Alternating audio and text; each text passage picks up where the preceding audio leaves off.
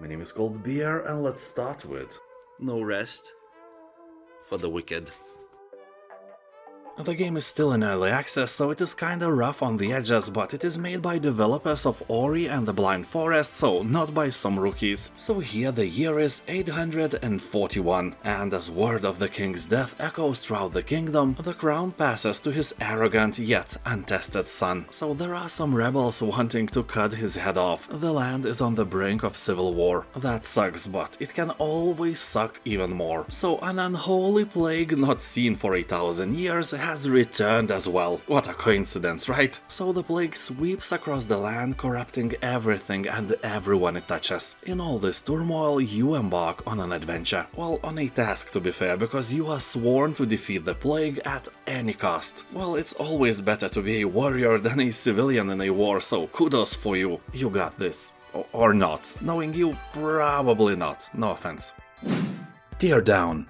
This sandbox game features a fully destructible and interactive environment. You can plan the perfect heist using creative problem solving, brute force and everything in between. Tear down walls with explosives or vehicles to create shortcuts, stack objects, build structures or use floating stuff to your advantage. Run, drive, jump, slingshot, you can do whatever you need to achieve your goal. Avoid robots or steal whatever your client asks for, but make sure not to get caught. Game has not only sandbox mode but also a serious campaign where you start accepting work from more or less shady persons. This is a story of a murky soup of revenge, betrayal and insurance fraud. Yeah, that kind of depth in, as it seems, destructible environment engine is absolutely wild. You soon find yourself stealing cars, demolishing buildings, blowing up safes, avoiding trigger-happy robots and many more. The game has above 90% positive review score and is more than worthy of your attention.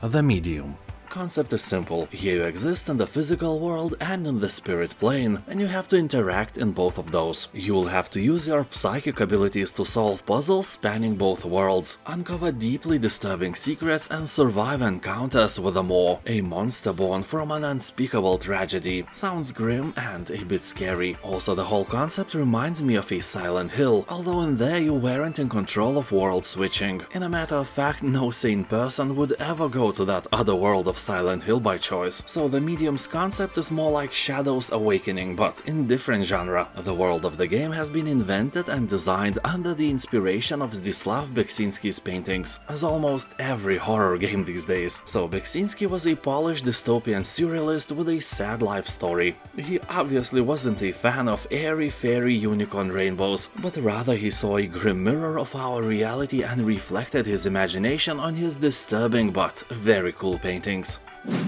SpellForce 3 Fallen God. Well, most strategy and RPG fans know SpellForce games, but it seems that this one is somehow forgotten, and it is a beautiful game. It is an absolutely standalone title. You don't need to play or even know anything about SpellForce at all to enjoy it. The stories are absolutely separated, just like you and your ex right now. I would say that Fallen God is a hybrid between Warcraft 3 and party-based real-time RPGs. You will be traveling around extremely huge maps with your heroes, and from time to time you will have to build a base and attack unsuspecting enemies, pillage their puny villages and eat their children. Well, maybe not the latter, but who knows, some of your heroes look pretty ravenous to be honest. NieR Automata. So the game tells the story of three androids and their battle to reclaim the machine-driven dystopia overrun by powerful automatons. Here humanity has been driven from Earth by mechanical beings from another world. In a final effort to take back the planet, the human resistance sends a force of android soldiers to destroy the invaders, and you are in control of them. The combat here is beyond fluid. You can change between ranged and melee, perform high-speed battle actions and so on. Also, it has 26 endings. If you are into that stuff, you can replay the game almost indefinitely till you get them all. That's if you are some kind of a masochist. I don't judge. Attack on Toys. Above 90% of positive review score on Steam should grab your attention. Here you will build your army toys, make battle scenarios, watch the toys battling each other and customize your gameplay in general. So this is a bit different game. It is a third-person shooter mixed with a combination of real-time strategy. You will pick your favorite color and ride to the battle. Use tank, helicopter, jeep, robot mech and build your own squad to win the battle against other toys. Or be crushed. You know, toys are cruel and unpredictable. So the game offers massive battles, third or first person view, destructible buildings and mod support, meaning that you can tweak your game if you feel bored. Game supports single player and LAN PvP and co-op, so grab your imaginary friend and have a good time. Yuppie Psycho Executive Edition.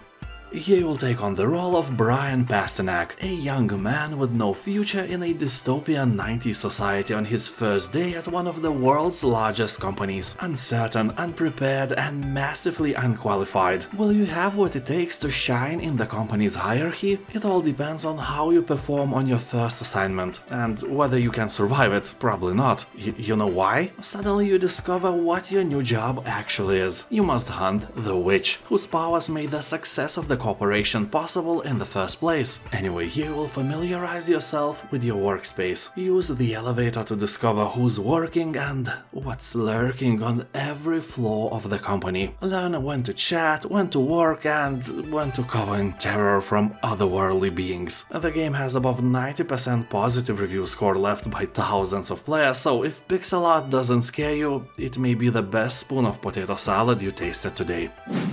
Dead Space.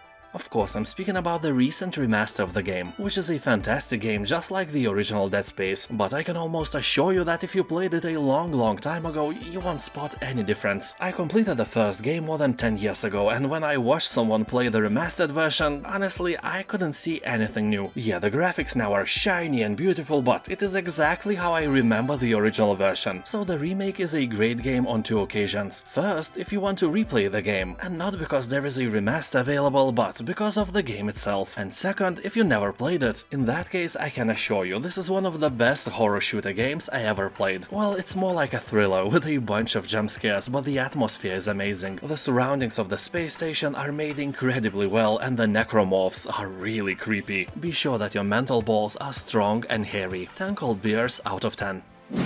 Mass Effect Legendary Edition. This is an awesome game. Well, 3 remastered games in one remade with shiny new graphics and details. Although I must admit that the graphics of the first part are still morally old. So the more you play, the more beautiful the game gets. So don't expect miracles, these are all the games with not so fancy overhaul as Crysis franchise. First Mass Effect was released in 2007, so really long time ago. Anyway, if you like science fiction space operas, Mass Effect is one of the best there is. It has a great plot, many twisted turns of events, mysteries on every corner, giant robots, giant spaceships, and giant space stations. Everything is giant here. It's also full of great characters as well, and it has about 90% of positive reviews on Steam. By buying Legendary Edition, you will get all 3 remastered Mass Effect games with all the DLCs and other stuff included and remade in one huge game.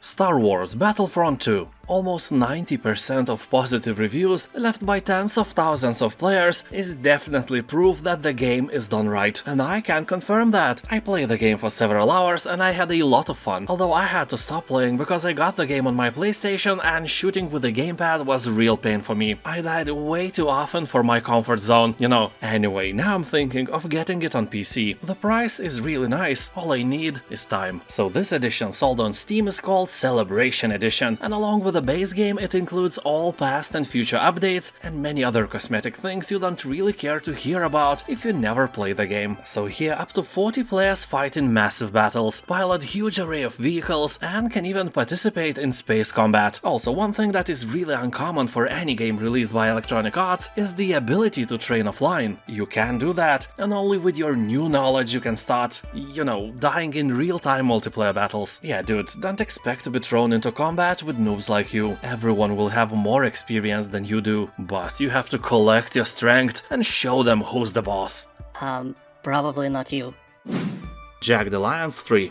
In the sequel of the legendary tactical strategy turn-based franchise, you can select from a huge cast of mercenaries, all with their own unique personalities, quirks and backstories. Then go out and explore the land as you meet new people, earn money, grow your team and ultimately make your own decisions that will decide the country's fate. Here you will also find a campaign that you can play alone or with friends in online co-op mode. Control territory, train the locals, command multiple parties and defend against enemy forces in an alive and active world. You can customize customize your weaponry, and even decide on the fate of the country in an open RPG structure. Honestly, I was really skeptical about the game's quality before the release, because sequels like that, especially after so many years, tend to flop, while most of them actually fail to live up to the expectations. And Jagged Alliance 3 wasn't anything like that. A very positive review score left by thousands of people proves that without a sweat.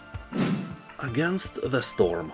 This is a roguelite city builder set in a gloomy dark fantasy world. Artistically, this is one of the coolest RTS city builder games I have ever seen. The style is very original and the atmosphere is breathtaking. I didn't like only one thing: here it never stops raining. I hate rain in real life because I wear glasses and this combo is never a good thing. But in game it feels like a never-ending visual interference. Some people may like it, some don't. So it's not a big deal in general. Anyway, here you are, a pioneer sent into the wilds to establish and manage new settlements inhabited by smart beavers, lizards and humans. Weird choice of races, but I really approve of that. I'm so tired of elves, dwarves and various combos of demons and undead. Lizards and beavers are awesome and you will feel like one of them. You will care about their survival, about their happiness and will protect them from danger. Well, not always. This is a roguelite after all, so the occasional defeat is programmed in the genre of the game. After a bitter end, the game will instantly offer you better buildings and devices, so your next run would be better, and the cycle continues until another bitter defeat. Your goal is to survive long enough and gather the valuable resources necessary to rebuild and upgrade your city. It's the only safe haven against the Blightstorm, a vile cycle of destruction ravaging everything in its path. On Steam it has above 90% of positive reviews, and I can give it 10 cold beers out of 10, without much doubt.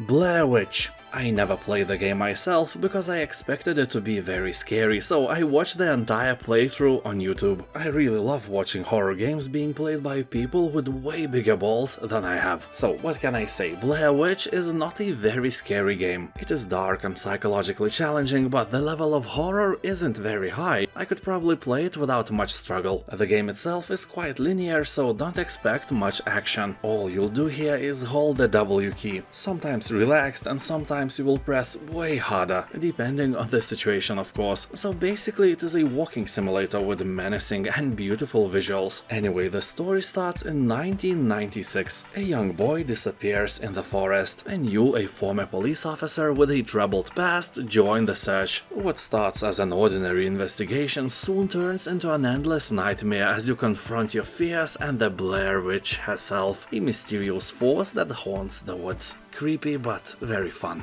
And now thank you for watching, don't forget to subscribe, and I'll see you next time. Bye.